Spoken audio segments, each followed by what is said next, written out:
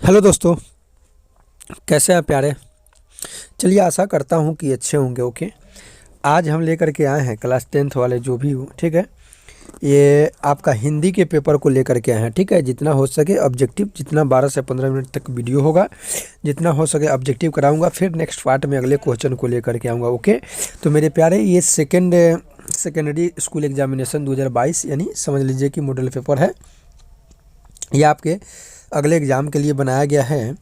तो मेरे प्यारे, आई होप समझ रहे होंगे। अगर वीडियो अच्छा लगे तो वीडियो को लाइक कीजिए, चैनल को सब्सक्राइब करके बेल आइकन को ज़रूर प्रेस करें, ठीक है। ये मैं आपको याद दिला दे रहा हूँ। 50 ऑब्जेक्टिव को लेकर के आया हूँ, ठीक है, जिसमें से 25 आज करवा दे रहे हैं, 25 नेक्स्ट क्लास में करवा देंगे। ओके, तो आई होप कोई दिक्कत नहीं होना चाहिए। देखेंगे क्वेश्चन नंबर फर्स्ट आपसे बोल रहा है कि the rise and fall of the Hindu women किसकी रचना है।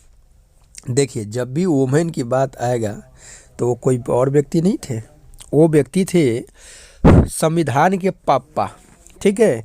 यूं कहूँ तो फादर ऑफ कॉन्स्टिट्यूशन, ठीक है। वो थे बाबा साहब डॉक्टर भीमराव अंबेडकर। ओके, तो आई होप मेरे प्यारे समझ रहे होंगे। The rise and fall of the Hindu women, ठीक है। ये भीमराव अंबेडकर जी के द्वारा लिखा हुआ यह एक बुक है, ठीक है। तो देखेंगे क्वेश्चन नंबर नेक्स्ट है आपका। क्वेश्चन नंबर नेक्स्ट हमसे कह रहा है, सेन साहब की नई मोटर कार किस रंग की थी। तो मेरे प्यारे, काला रंग की थी, ठीक है। नहीं कहता था कि कब उड़ जाए कोयल घोंसले से, कब उड़ जाए, ठीक है। यानी सेन साहब के जो कार का जो रंग था एकदम काला था। जिस रंग से मैं लिख रहा हूँ उसी रंग का एकदम काला उनका कार लगा हुआ था। खोखा जो समझ ही रहे कि कितना बेवकूफ़ था, फिर भी लाड़ प्यार से पला हुआ था।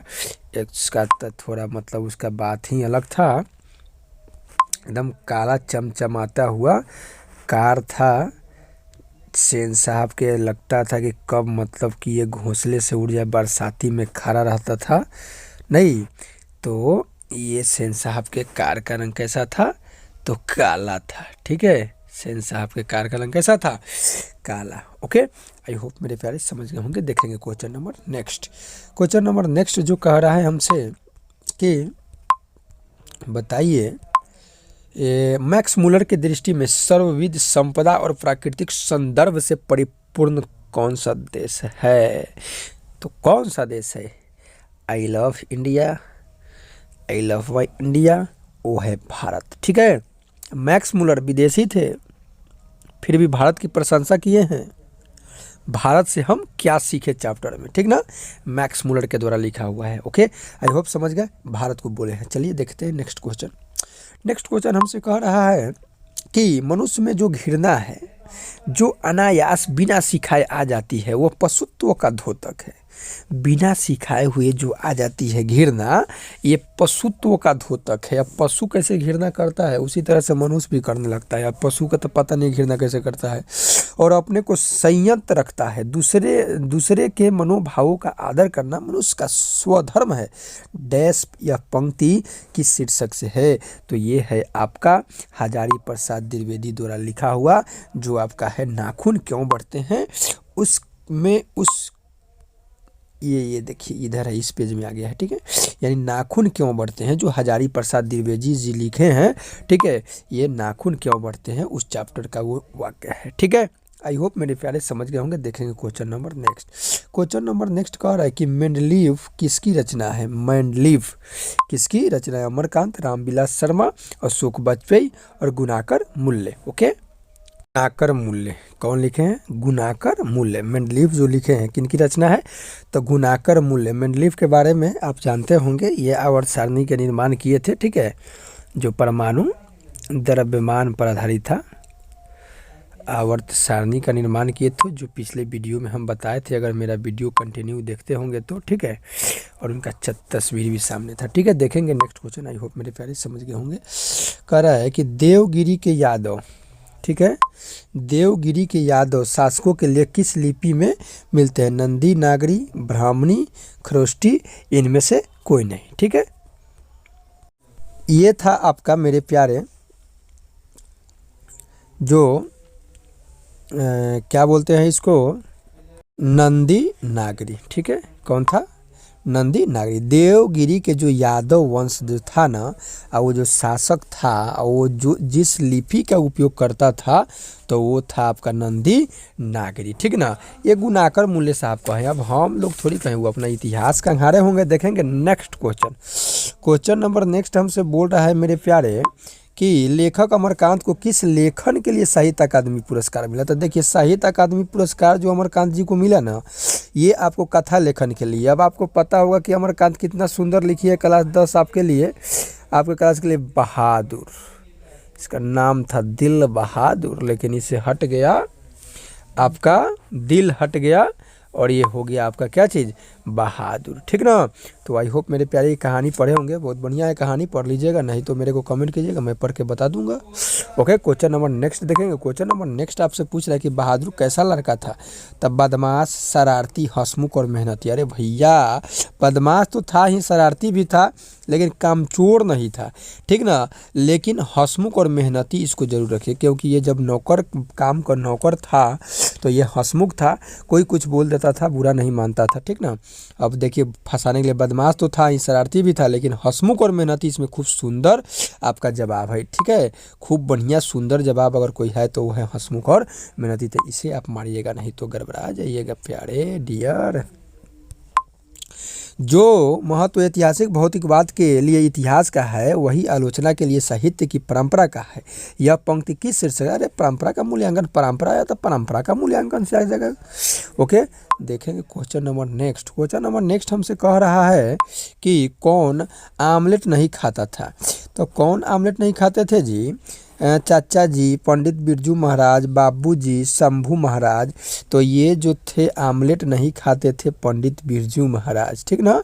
पंडित बिरजू महाराज जो थे वो आमलेट नहीं खाते थे। तो पंडित बिरजू महाराज जो थे ये आमलेट नहीं खाते थे, ठीक है, आमलेट खाने वाले थे। तो ये कौन थे ये पता नहीं, लेकिन बिरजू महाराज आमलेट नहीं खाते थे, बस इतना बात आपको ध्यान रखना है। आगे क्वेश्चन नंबर देखेंगे। 11 नंबर क्वेश्चन हमसे बोल रहा है कि अशोक वाजपेयी के पिता का नाम क्या था। तो अशोक वाजपेयी के पिताजी का नाम परमानंद वाजपेयी था, ठीक है, Parmanand Vajpayee. Okay, question number next हम देखेंगे कि विलन्नो क्या है, विलन्नो क्या है। तो विलन्नो क्या है, तो फ्रांस का एक छोटा सा गांव है जहां पे लेखक ठहरे हुए थे, जिनका नाम था अशोक वाजपेयी, जो लिखे हैं आविन्यो। ओके, क्वेश्चन नंबर नेक्स्ट है, लेखक को गीले कपड़ों में देखकर कौन नाराज हुआ। तो मम्मी नाराज होगी, और कौन नाराज होगी, मम्मी नाराज होगी, ठीक ना। क्वेश्चन नंबर अगला देखेंगे, लेखक यतीन्द्र मिश्र का जन्म कब हुआ था। तो लेखक यतीन्द्र जो मिश्र जो साहब थे, ये जो इनका जन्म जो हुआ था 1977 ईस्वी में हुआ था। ओके, लेखक यतीन्द्र मिश्र का जन्म कब हुआ था। तो 1977 ईस्वी में हुआ था। ओके, क्वेश्चन नंबर अगला देखेंगे, जीवन के आरंभिक दिनों में, जीवन के आरंभिक दिनों में बिस्मिल्लाह खां को संगीत के प्रति आसक्ति कैसे हुई। गिरिजा देवी के संगीत से, नहीं भाई। शोभा गुट्टू की संगीत, नहीं भाई। जाकिर हुसैन, नहीं भाई। अरे रसूलन बाई या बतूलन बाई के संगीत से, जो कचौड़ी छानती थी, रसूलन बाई या बतूलन बाई, ठीक ना, याद होगा आपको। काशी किसकी पाठशाला है। तो भैया रे विद्या के थोड़ी ना है, संस्कृति की पाठशाला है। क्या चीज़ की है, संस्कृति की पाठशाला है। ओके, देखेंगे question number next. Question number next हमसे कह रहा है कि भूखा कैसे जा रहा है बे, आई देखिए बूढ़ा हो गया बात। इसमें हमसे क्वेश्चन पूछ रहा है कि ये जो राष्ट्रपिता महात्मा गांधी जो हैं, इनका जन्म कब हुआ था। अरे इनका जन्म कौन बेवकूफ़ नहीं जानता है, जो नहीं जानता है वो समझिए वो भारत का निवासी नहीं है। चलिए, मैं जानता हूँ 1869 ईस्वी में इनका जन्म हुआ था, ठीक है। आगे देखेंगे, गांधी जी को महात्मा किसने कहा। देखिए, महात्मा का मतलब आपको पता है, महात्मा का मतलब होता है भगवान। आइए, भगवान कहने वाले थे वो रविंद्रनाथ टैगोर, जिनको ठाकुर भी बोला जाता है, जो जन गण मन की रचना किए थे। ओके, चलिए देखते हैं क्वेश्चन नंबर नेक्स्ट। किसका विवादास्पद महाभारत पहल प्रस्तुत किया जाने वाला था। तो किनका था जी, पीटर ब्रूक का था। किनका था, पीटर ब्रूक का जो था वो महाभारत जो अभिनयों में लेखक गए थे ना, तो वो मतलब महाभारत जो विवादास्पद था, मतलब झगड़ा झंझट वाला महाभारत था, फिर भी प्रस्तुत किया जाना था, पीटर ब्रूक का था वो। ठीक है, आगे क्वेश्चन नंबर देखेंगे। क्वेश्चन नंबर नेक्स्ट आपका है, क्या है जी क्वेश्चन नंबर नेक्स्ट? तो क्वेश्चन नंबर नेक्स्ट आपका है कि बिरजू महाराज सबसे बड़ा एग्जामिनर या जज किसे समझते थे?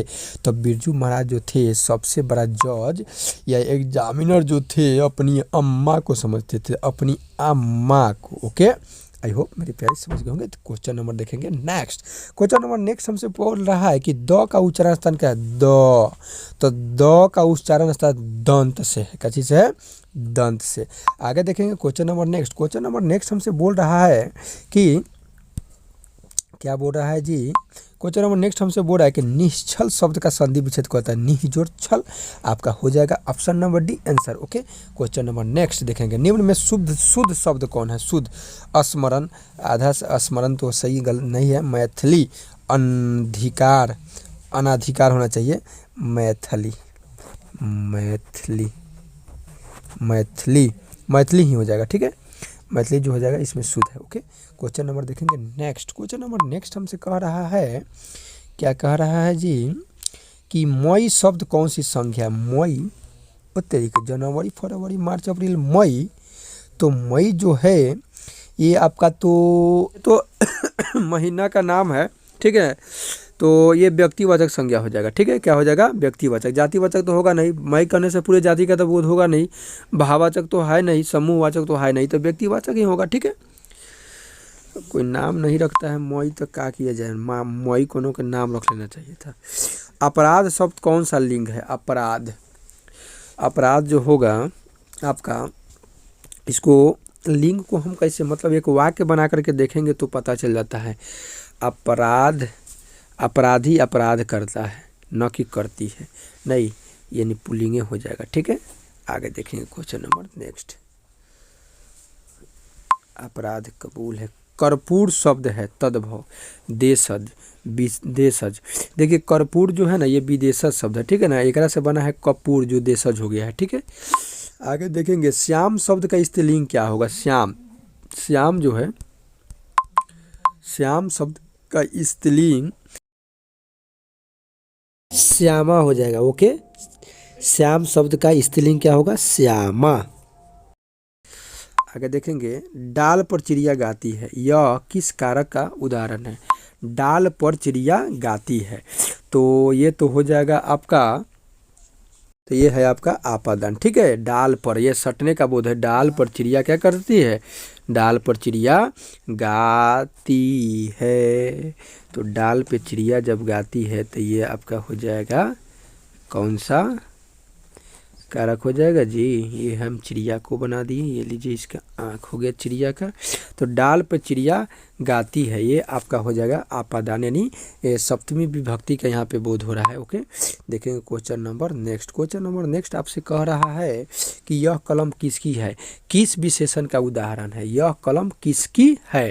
तो गुणवाचक, सर्वनामिक, संख्यावाचक, परिमाण बोधक तो होगा नहीं। यह कलम किसकी है? किसकी कलम है? गुणवाचक, गुणवाचक, संख्यावाचक। यह कलम, संख्या का तो बोध हो नहीं रहा है आपका। दो गो में से चूज किया जा सकता है, एक सर्वनामिक है, एक गुणवाचक है। ठीक ना, तो यह कलम तो गुण बता नहीं रहे, सर्वनामिक, सर्वनामिक हो जाएगा। ठीक है, गुण किसी का गुण का बताए। ठीक ना, जैसे यह कलम लाल है तो गुणवाचक होगा। 10 कर्मों की संख्या 10 है तो संख्यावाचक होगा। ठीक ना, 2 kg 2 लीटर दूध तो परिमाण का बोध होगा, तो ये सर्वनामिक विशेषण हो गया। ओके, क्वेश्चन नंबर देखेंगे नेक्स्ट। क्वेश्चन नंबर नेक्स्ट हमसे बोल रहा है कि मैंने खाना खा लिया है, किस काल का उदाहरण है? खा लिया है, एक मतलब पहले ये काम हो गया है, नहीं तो वर्तमान काल तो होगा नहीं, भविष्यत काल, भूतकाल हो जाएगा। नहीं जी, खा लिया है, मैंने खाना खा लिया है, पहले ये घटना घट चुका है। ठीक है, देखेंगे question number next. Question number next नहीं देखेंगे, आज 30 तक ही करवा दे रहे हैं, 20 क्वेश्चन अगले वीडियो में लेकर के आएंगे। तब तक लीजिए इजाजत, take care and goodbye. क्योंकि आगे चल कर, और अगर वीडियो मेरे प्यारे अच्छा लगे तो वीडियो को लाइक कीजिए और अगले नोटिफिकेशन के लिए चैनल को सब्सक्राइब और बेल आइकन को जरूर प्रेस करें। ओके, मिलते हैं नेक्स्ट वीडियो में।